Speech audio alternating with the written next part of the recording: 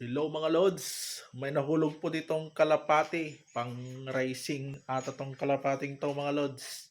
May number po siya. Yun oh.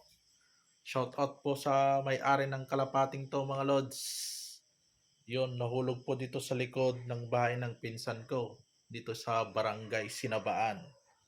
May number po siya dyan oh, mga lods. Pang racing po ata tong kalapating to mga lods. Gabi na po, anong oras na po kaya ngayon? Gabi po siya habang nagtatambay ako dito sa likod ng bahay ng pinsan ko. Biglang nahulog po tong kalapating ito. May sugat po siya sa kanyang paa. Itong kalapating to mga lods. To, gandang kalapati mga lods. Iyon oh. Tignan ko yung number niya mga lods.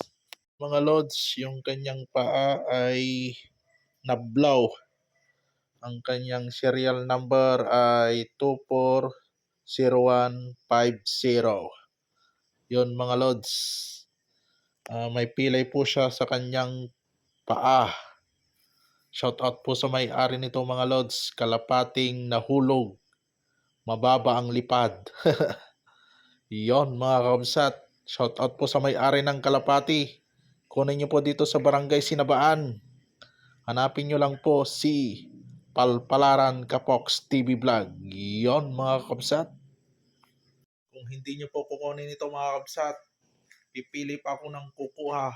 Basta patubuin nyo yung kamay ko. Ibibigay ko sa inyo to. Joke lang. No, yun o mga kabsat, nalulungkot yung kalapati. Baka isasahog ko daw sa pariyok. Pero hindi na ako kumakain kasi ng kalapati. Namumulutan lang. Joke lang. Sige mga kabsat, paki-comment below na lang kung sinong may-ari nito. At dapat may birth certificate ito. Patunay na sa inyo po itong kalapating ito mga kabsat. Yon! Shout out sa may-ari. Dasi account. Joke lang. Joke lang mga kabsat. Yon no?